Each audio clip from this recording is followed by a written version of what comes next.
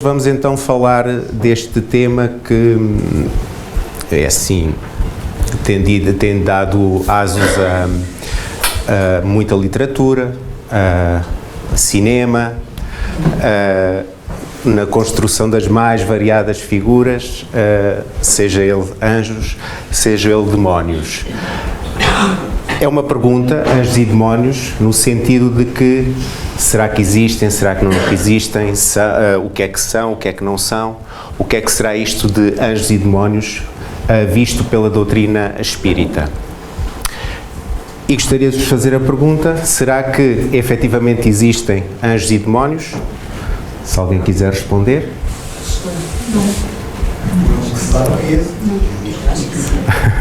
É como aquela ditado popular que não acredita em bruxas, mas que elas há, não é? Pronto. Posso dizer sim, existem, não existem. E vamos tentar perceber o porquê de ser assim. Deve depender dos dias, não é? É. E das horas. Não está a colaborar, mas vai colaborar. Já está. É engraçado que quando estava, já depois de organizar aqui a palestra e os diapositivos, inicialmente eu tinha uma imagem de um anjo no diapositivo, tal como no diapositivo tinha uma imagem de um demónio. E de alguma forma os amigos espirituais intuíram que não o colocasse, que retirasse e colocasse apenas a palavra ou o nome. E faz algum sentido, se formos pensar bem, faz algum sentido. Isto porquê? Porque cada um de nós tem esta imagem já enraizada, construída na nossa cabeça, no nosso pensamento. Quando falamos em anjos, estamos a falar de seres luminosos, brancos, com um branco imaculado, seres com asas, que são perfeitos, que são fortes. Portanto, cada um de nós, de alguma maneira, tem esta imagem já construída. E o facto de eu estar aqui a pôr uma imagem específica seria, se calhar, aquela imagem que eu tinha de tirar à internet e que, para mim, faria mais sentido, para mim, obviamente. Mas aquilo que nos interessa não é mostrar imagens de anjos, nem mostrar imagens de demónios. Aquilo que está em causa é o que é que eles significam para todos nós. E então, pronto, optei assim por colocar apenas a palavra. E a verdade é que cada um de nós tem então esta construção de seres fortes, imaculados, musculados, às vezes de cabelos compridos, loiros, com grandes asas. As pessoas de mais idade têm a tendência de achar os anjos como mais uma criança, com aquela figura de criança, pela inocência da criança. E efetivamente isto tem muito a ver com aquilo que a Igreja Católica nos foi moldando ao longo dos tempos e que a Igreja Católica nos foi transmitindo, e nós trazemos muito essa bagagem e tendemos a traduzir isso ainda hoje na nossa forma de imaginar como será um anjo. E para a religião católica, eles efetivamente foram criados por Deus já como seres perfeitos. São servidores e mensageiros de Deus. Aliás, a palavra anjos vem do latim angelus. Eu até tenho a vantagem de me chamar Miguel Ângelo, portanto, tenho alguma coisa aqui desta parte dos anjos. E, efetivamente, para a Igreja Católica, eles já são anteriores à humanidade, ou seja, quando surgiu a humanidade, eles já teriam sido criados e eram umas criaturas privilegiadas e votadas à felicidade suprema, ou seja, foram criados logo perfeitos, segundo a Igreja Católica. São dotados de todas as virtudes e conhecimentos, nada tendo feito em especial para os adquirir, ou seja, foi algo que já nasceu inato com eles. Superam em perfeição todas as criaturas visíveis e geralmente são divididas em 3 hierarquias e cada hierarquia divide-se em cores ou companhias. Pronto, são vários nomes que são dados e que a Igreja Católica acabou por arrumar ali, tendo em conta as suas características. E efetivamente, como disse, eles foram criados por Deus antes do mundo material, antes do homem, e são dotados também do livre-arbítrio. E aqui é que entra a chatice, e é que, a partir dos anjos, segundo a Igreja Católica, surgem os demónios, porque devido ao livre-arbítrio, alguns deles caíram em pecado, e então, através da soberba, do orgulho, da inveja, e pelas escolhas que fizeram, tornaram-se os chamados anjos caídos, traduzindo para demónios incapazes de amar a Deus e ao homem criado por Ele. Isto tudo, atenção, na visão da Igreja Católica. E os demónios, pois lá está, ao contrário dos anjos, têm uma representação totalmente voltada para o mal. Também, todos nós, no nosso imaginário, imaginamos como será um demónio, com as suas figuras características, cada um à sua maneira.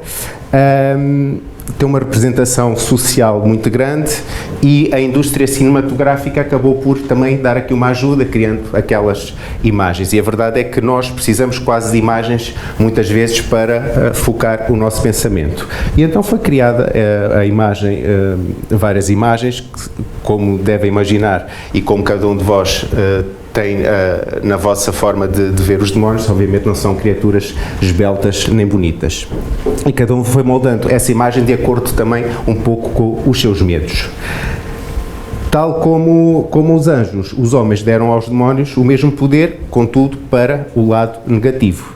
Segundo e de realçar que inicialmente, antes da Igreja Católica, quando dominava o politeísmo, ou seja, acreditar em vários deuses, demónios, a palavra demónio, significava gênio, inspirador, ou seja, era quando a pessoa desencarnava, a alma ou o espírito era considerado um demónio, fosse ele bom ou mau, era indiferente. Só que depois, com o surgimento da Igreja Católica, é que deu esta conotação estritamente negativa, indo buscar então os anjos que tinham-se rebelado contra Deus e escolheram o mal em vez do bem. Para a Igreja Católica, os demónios são anjos decaídos, como foi dito, condenados eternamente, ou seja, são criaturas que estão condenadas eternamente para o mal, ou seja, nunca vão melhorar. E frequentemente são representadas por imagens disformes, em que o seu líder para a Igreja Católica poderá ser Lúcifer, Satanás ou o vulgar diabo. São inimigos de Deus para a Igreja Católica e tentam seduzir e corromper as pessoas, afastando-as do caminho da santidade. Mas, para nós avançarmos, importa primeiro perceber que é Deus, já que estes demónios, ou seja, Deus criou os anjos e supostamente os demónios rebelaram-se contra Deus, mas convém enquadrar aqui o porquê disto tudo para percebermos mais para a frente. E Kardec, no Livro dos Espíritos, na primeira pergunta, questiona os espíritos que é Deus. E os espíritos respondem: Deus é a inteligência suprema, causa primária de todas as coisas. E de focar aqui a forma como está formulada a questão, que é Deus e não quem é Deus. Isto porquê? Porque Deus não tem uma identidade, nem tem uma forma definida. E ao perguntar quem seria Deus, estaria a personalizar. E nós temos tendência sempre a criar a imagem antropomórfica, ou seja, a imagem humana. Quantos de nós, na nossa infância, foi-nos dito que Deus era um velhinho, sentado, de barbas brancas, algures no céu, a comandar tudo. E nesse sentido, Kardec questiona que é Deus, e não quem é Deus. E Deus é a inteligência suprema, causa primária de todas as coisas, resposta dada pelos espíritos. Ainda assim, parecendo uma resposta bastante simples, na nossa compreensão, neste plano material, muitas vezes não conseguimos entender esta dimensão, inteligência suprema, causa primária de todas as coisas. Então, nós sabemos algumas coisas. Que Deus é eterno, ou seja, não teve princípio, não tem fim, ao contrário de nós que temos um início, somos imortais, não temos fim. Deus é eterno, não tem princípio e não tem fim. Também sabemos que é imutável, ou seja, Ele não muda. É como é, não vai haver mudanças nesse aspecto, porque se mudasse não seria Deus. É imaterial, é um ser puramente espiritual, não tem nada a ver com a matéria. É omnipotente, ou seja, tudo pode, e aqui o início omni exprime a noção de tudo, de todos, totalmente. É omnipresente, está em todo lado, e é soberanamente justo e bom. Ora, ao ser soberanamente justo e bom, leva-nos a fazer estas duas questões. Se Deus é justo e bom, será que Ele criou logo à partida criaturas perfeitas? Ou seja, isso faria sentido criar criaturas logo perfeitas? Inversamente, faria sentido que Ele castigasse eternamente as criaturas que são voltadas ao mal? Ou seja, se por um lado criaria os anjos que são criaturas perfeitas, por outro lado, iria castigar aquelas que são voltadas ao mal eternamente? Se Deus é justo e bom, fica para pensar. Ora, nós sabemos que os espíritos efetivamente são criados simples e ignorantes. Ao ser criados simples e ignorantes, vai decorrer disso uma evolução espiritual. Isto porque é que eles são simples e ignorantes? Porque não têm conhecimentos nem consciência do bem e do mal. Só através da evolução espiritual é que vão adquirir o que lhes falta atingir até a angelitude. Ou seja, este é o processo muito resumido da evolução espiritual. Temos este quadro de evolução espiritual, onde nós podemos ver que quanto maior for a evolução, maior deixamos a parte animal e mais nos aproximamos da angelitude. E isto consegue-se através das sucessivas encarnações e da progressão infinita e nunca retroativa, ou seja, nós nunca retrocedemos nesta evolução espiritual. Quanto muito podemos estagnar e ficar ali parados um tempo de férias a pensar, mas para trás não regredimos. E à medida que esta parte animal, a matéria, a influência das leis de causa e efeito, a ignorância, a responsabilidade, o empirismo, acreditar naquilo apenas que se vê e o nosso instinto ao longo do tempo vão diminuindo, vai aumentando a nossa angelitude, nomeadamente o desenvolvimento da nossa espiritualidade, a influência da lei de amor, o conhecimento, a responsabilidade, a sabedoria e, acima de tudo, a razão. Ou seja, tudo tem uma lógica, tudo que nós questionamos acabamos por ter uma resposta baseada na razão. Portanto, ao haver esta evolução espiritual, obviamente que vamos nos tornando e caminhando cada vez mais ali para a angelitude. Kardec acabou por criar a escala espírita, embora a escala espírita tente minimamente englobar os diferentes espíritos e o estadio em que cada um está, tendo em conta algumas características, ele desenvolveu este quadro para classificar de acordo com o seu grau de evolução. Ele parece assim um bocadinho confuso, mas eu passo a explicar. E o objetivo desta escala é demonstrar exatamente o progresso evolutivo dos espíritos. Começamos aqui numa base inferior, os espíritos imperfeitos, que são os considerados da terceira ordem, os espíritos inferiores, e estes espíritos que se enquadram aqui nesta ordem são espíritos mais voltados para o mal, mais inclinados para as paixões, para o ódio, para a inveja, para o ciúme, para o orgulho. Comprazem-se em fazer o mal.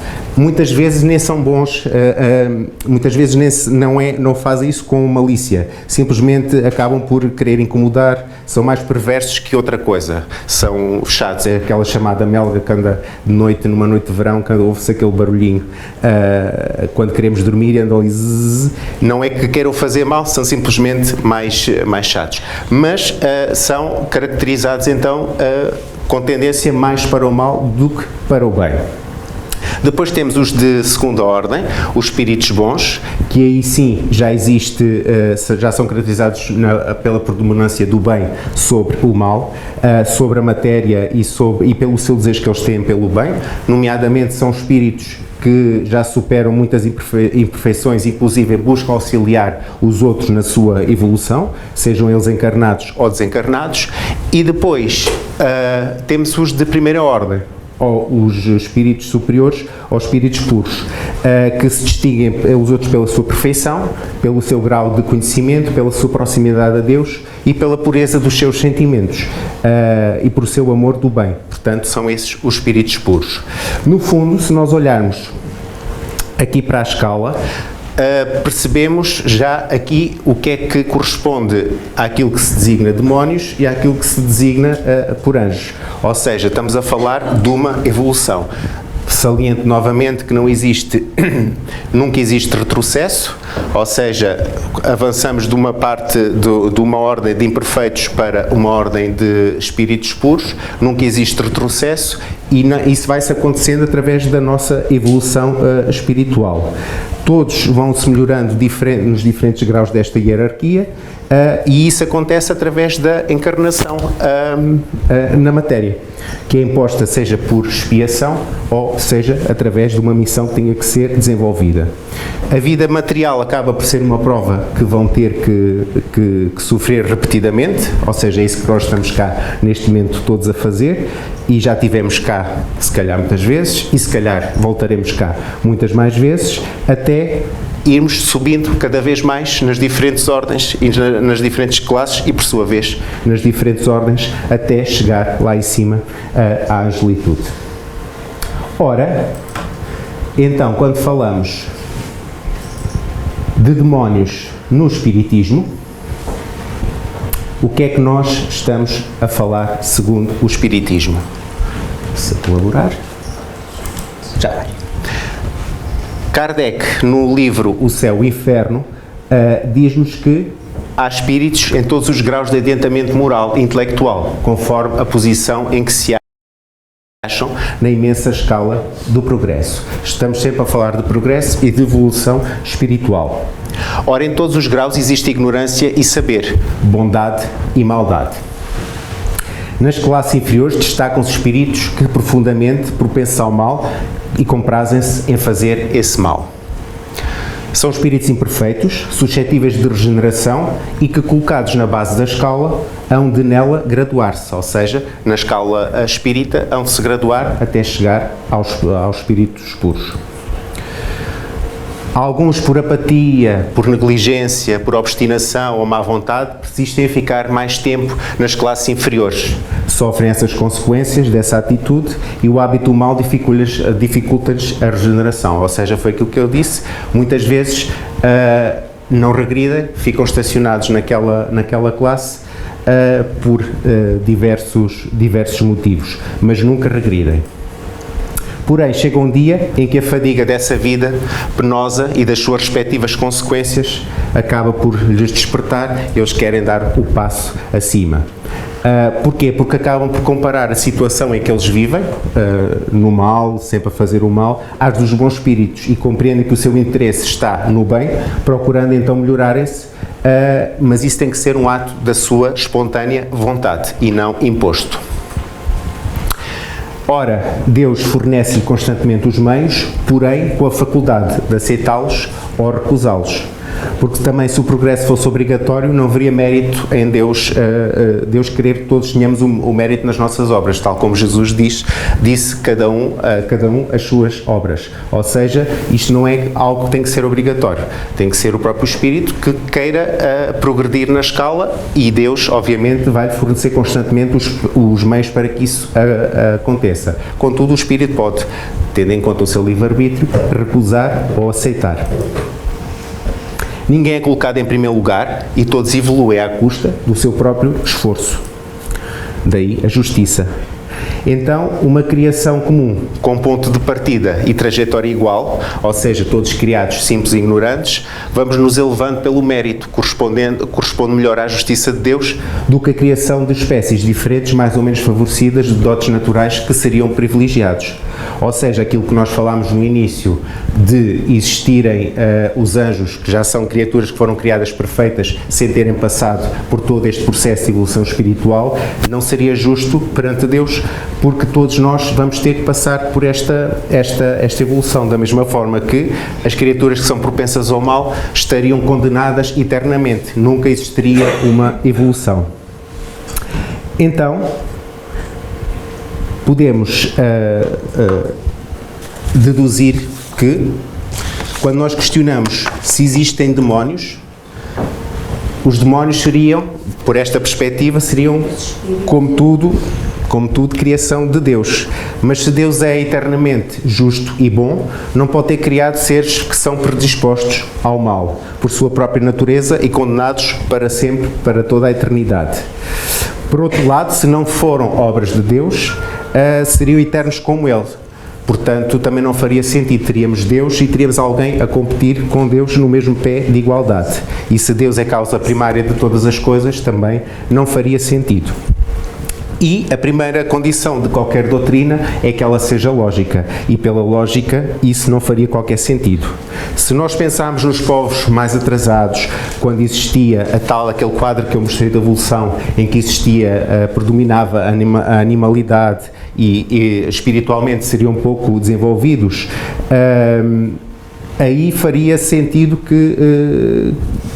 E havia divindades, quando estávamos a falar do politeísmo de vários deuses, haviam divindades que eram mais castigadoras e, portanto, aí faria sentido admitir a existência de demónios nesse sentido de criaturas que foram criadas para o mal.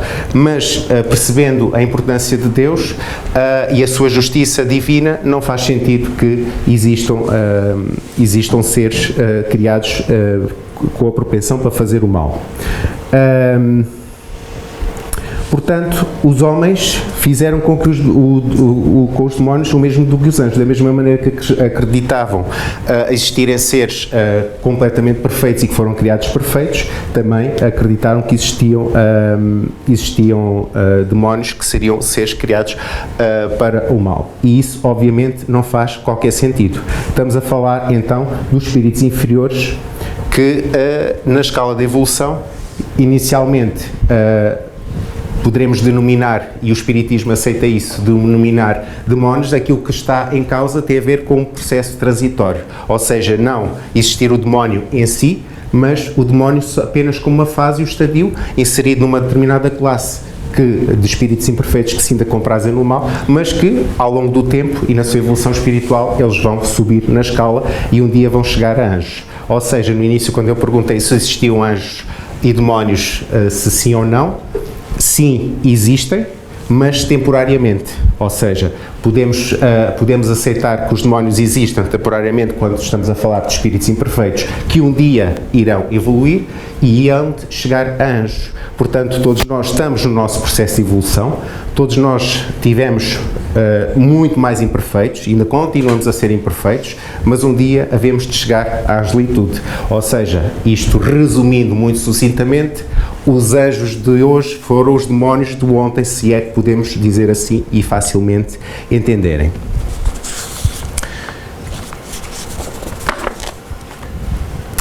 Portanto, o Espiritismo pode aceitar a palavra demónio, mas apenas com esta restrição, não caracterizando como um ser sempre voltado ao mal e que não quer evoluir e que está condenado eternamente ao mal. Não, o Espiritismo aceita a palavra demónio como uma parte da evolução transitória, da evolução espiritual. A própria criação de Satanás é evidente que se trata de uma personificação do mal, sob uma forma alegórica. Não existe a figura em si, tal como muitas das passagens da Bíblia, em que Jesus, a maneira de falar era através da alegoria, das parábolas, das hipérboles, era para a forma de transmitir uma mensagem, não é? Ora, o homem necessita dessas imagens e figuras para impressionar a sua própria imaginação.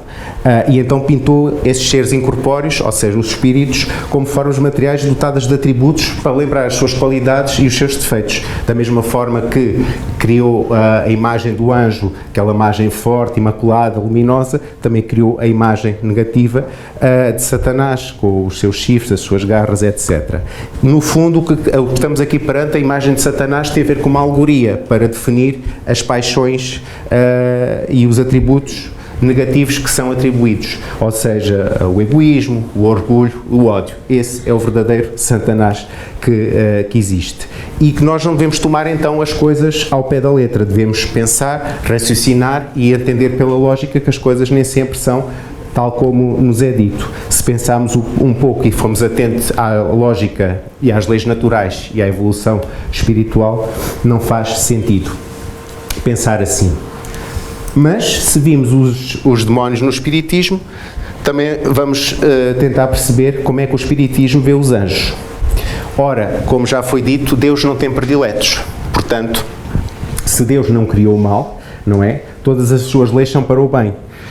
E foi o homem que criou esse mal, divorciando-se desse bem, ou seja, por o seu próprio livre-arbítrio, por culpa própria do próprio homem, é que se desviou daquilo que seria o mais correto e do bem. E daí a criação do mal, não por Deus, mas pelo o próprio homem, pelas suas consequências. Nas primeiras fases de existência, a alma ainda é inexperiente, somos criados simples e ignorantes, mas Deus dá-nos os meios de adquirir essa experiência, tal como uma criança. Daí que a criança, quando aprende a andar, aprende a ler e tudo, acaba por ser por tentativa e erro. E o espírito é exatamente da mesma forma. Ou seja, todos somos criados no mesmo nível e depois cada um vai desenvolvendo evoluindo e desenvolvendo as suas aptidões ao longo do tempo. Deus não dá essa experiência, mas os meios para adquirir.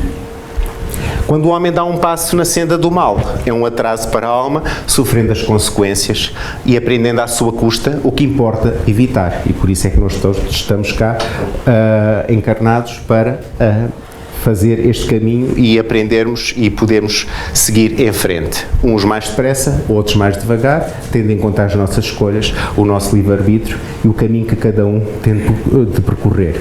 Uns virão cá muitas mais vezes, outros virão menos, cada um ao seu ritmo e tendo em conta as suas escolhas.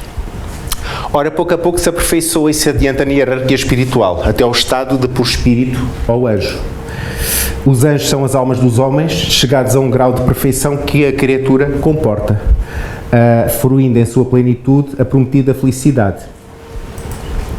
Antes de atingir este grau supremo, gozam da felicidade relativa ao seu adiantamento, ou seja, em cada fase da sua evolução, goza da felicidade relativa, ou seja, nós estamos agora todos aqui neste momento e gozamos de alguma felicidade relativa àquilo que nós estamos cá a fazer, uns dias mais felizes, outros dias menos felizes, mas é uma felicidade que consiste não no estarem sem fazer nada, de ter apenas uma boa vida, mas nas funções que Deus apraz confiar e por cujo desempenho acabamos por nos sentir ditosos e valorizados, tendo ainda mais nele um meio de progresso, ou seja, quanto mais bem nós fizermos, maior é esse progresso. Portanto, isso é algo que o faz, acaba depois por sentir como uma felicidade que acaba por não se explicar, e não apenas aquela felicidade que nós entendemos como, calhar o Euromilhões, por exemplo, eventualmente. Não é que seja mau se esse dinheiro se calhar for usado para ajudar muitas mais pessoas. Se for usado apenas pelo próprio sem ajudar os outros, pronto. Mas muitas vezes isso acaba por ser mesmo uma prova que é dada à pessoa para que ela ver o que é que ela faz com o dinheiro alheio. A humanidade não se limita à Terra, ou seja, uma das bases que assenta o Espiritismo é a pluralidade dos mundos habitados. Portanto, nós sabemos que existem vários mundos habitados, portanto, a humanidade não se limita à Terra. Habita inúmeros mundos que no espaço circulam. Portanto, já habitou mundos que desapareceram e irá habitar outros que ainda se irão formar. Para toda a eternidade. Deus jamais cessa de criar a humanidade. Portanto, se não cessa, e isto aqui às vezes é difícil de nós compreendermos, eu próprio tenho alguma dificuldade em compreender isso, esta questão da eternidade, ou seja, nós acho que não percebemos o que é a eternidade, ou seja, não haver um início e não haver o fim é um bocadinho confuso. Mas se pensarmos que Deus nunca parou de criar nada, portanto, quer dizer que tem havido depois por espíritos ou anjos mas como a sua existência humana se passou no infinito passado, estava a faltar a voz, se faz favor, é a boca seca, não costuma acontecer, mas às vezes, mas isto para dizer que a noção que nós temos é que os anjos sempre existiram. De certa forma, nós agora, como estamos aqui nesta fase, muito para trás, já os anjos, já houve essa evolução. Muito obrigado. Já houve essa evolução. Ou seja, quando falamos da eternidade, é difícil de compreender um bocadinho isto. Perceber que já houve espíritos imperfeitos há muitos milhões. O tempo é algo relativo que nós temos cá na Terra, que nem sequer no mundo espiritual a medida de tempo como nós entendemos minutos, horas, semanas, anos, peço desculpa, acaba por não existir. Portanto, a dimensão do tempo é algo muito relativo que nós temos cá. Aquilo para nós pode ser uma vida inteira de 90, 80 anos, é se calhar um segundo, nem pode ser categorizado em termos de tempo. O que é isso na eternidade? Isto para dizer que aquela noção que nós temos que a Igreja Católica nos diz que os anjos foram seres criados já perfeitos, há muito tempo atrás já foram criaturas imperfeitas que tiveram a sua evolução e que agora são espíritos puros, os anjos atuais.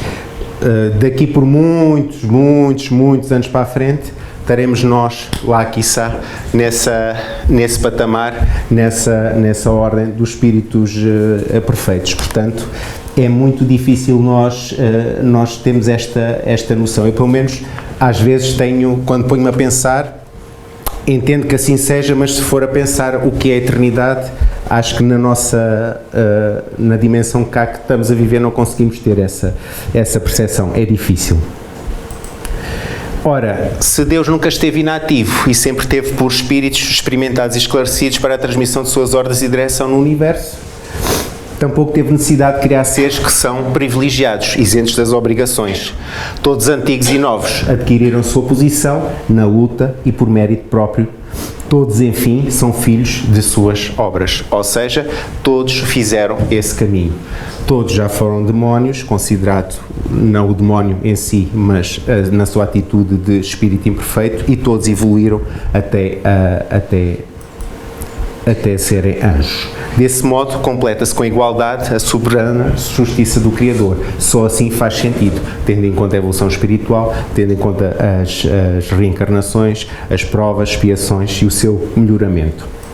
E Kardec acaba por resumir no Livro dos Espíritos todas estas questões que temos estado a refletir. Na questão 128, os seres que chamamos anjos, arcanjos, serafins, formam uma categoria especial de natureza diferente das dos outros espíritos? E os espíritos respondem, não. São espíritos puros, estão no mais alto grau da escala e reúnem em si todas as perfeições. Na questão 129, os anjos também percorreram todos os graus? Percorreram todos, mas como já dissemos, uns aceitaram a sua missão sem lamentar e chegaram mais depressa, outros empregaram maior ou menor tempo para chegar a essa perfeição.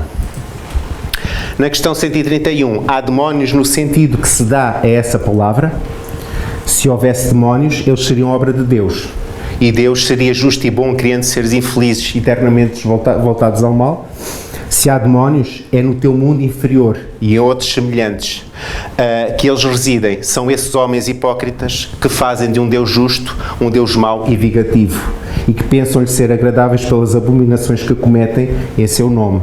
Se pensarmos, por exemplo, agora que acaba por ter, obviamente, os interesses económicos, etc., mas acaba sempre por ter uma base religiosa. O que se está a passar agora entre Israel e o Irão acaba por ser, muitas vezes, em nome de Deus, uma guerra em nome de Deus, que não faz, obviamente, sentido nenhum. É uma guerra entre os homens e usam o nome de Deus como justificação para tal. E tudo isso tem a ver apenas com a pura e simples ignorância e a falta de estudo e percepção e da lógica e da percepção das leis naturais. Mas nós estamos a falar de anjos e, ao falar de anjos, temos a figura do nosso anjo da guarda. O que é isto do anjo da guarda? Anjo da guarda, ou guia espiritual, que nós utilizamos muito essa denominação. Na pergunta 490, Kardec pergunta aos espíritos que se deve entender por anjo da guarda ou anjo guardião. É o espírito protetor pertencente a uma ordem elevada. Quais são as funções do anjo da guarda ou do nosso guia espiritual? Tem a nobre tarefa de guiar os seus protegidos pelos bons caminhos, auxiliando-os com os seus conselhos sábios e amorosos. Em momentos de aflição está presente para oferecer consolo, acalmando o coração e dando forças para superar os obstáculos da vida. É presença constante e ativa, encorajando, incentivando e levantando o ânimo dos seus protegidos nos momentos de provações e de desafios. E efetivamente podemos dizer que é assim, todos nós temos alguém que nos guia, que está a velar sempre por nós. Às vezes deve-se irritar um bocadinho com as escolhas que nós fazemos, não é? Porque obviamente não se alegra se nós escolhermos um caminho que não seja o mais correto. Ainda assim ele acaba por nos amparar ou intuir de alguma forma de acordo com o nosso merecimento. Ele não nos vai livrar de nada, ou se nos livrar de alguma coisa, ou se nos ajudar de alguma coisa é porque temos merecimento para isso, mas nós temos o nosso livre-arbítrio e fazemos as nossas escolhas, portanto, acaba depois por ser uma consequência nossa. E quantos dos nossos guias ou dos nossos anjos da guarda acabam por pensar, mas eu tinha dito que não era para ali, porque é que ele foi teimoso e foi para aquele lado. Pronto, mas somos assim e temos que depois sofrer essas consequências. Pelo contrário, obviamente, fica contente e alegra-se se a nossa evolução e seguimos os nossos caminhos e seguimos o caminho na forma correta de viver a vida baseada sempre no bem. Ora, da pergunta 492, Kardec pergunta: o espírito protetor se dedica ao indivíduo desde o seu nascimento? E os espíritos respondem: desde o nascimento até à morte, e muitas vezes o acompanha na vida espírita. Depois da morte e mesmo através de muitas existências corpóreas, que mais não são do que fases curtíssimas da vida do espírito. Foi aquilo que eu há bocadinho estava a dizer da questão da eternidade. Ora, nós até aqui temos estado a ver a questão da evolução espiritual, de sermos criados espíritos imperfeitos e até chegar à angelitude, até chegar a ângelos, ângelo, que é a origem da palavra, até sermos anjos. Nessa evolução que acaba por ser ao longo do tempo, e nós nem temos noção de quanto tempo é que isso pode durar. Mas vamos transpor agora para a nossa existência aqui, neste plano material. No fundo, podemos perguntar o que é que trazemos dentro de nós. Ou seja, será que na nossa vida atual, como nós estamos agora aqui neste mundo material, somos mais o quê? Mais anjos? Mais demónios?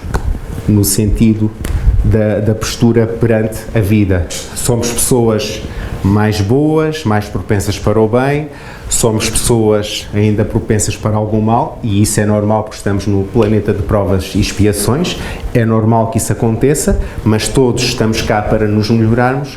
Mas transpondo, e esta reflexão que eu gostaria de deixar, obviamente que temos que pensar na evolução espiritual como um todo, mas vamos pensar também nesta existência mais curta, preocupar-nos também nesta existência mais curta, porque ao fazermos esse melhoramento, ao fazermos essa reforma íntima, estamos a subir nessa evolução espiritual.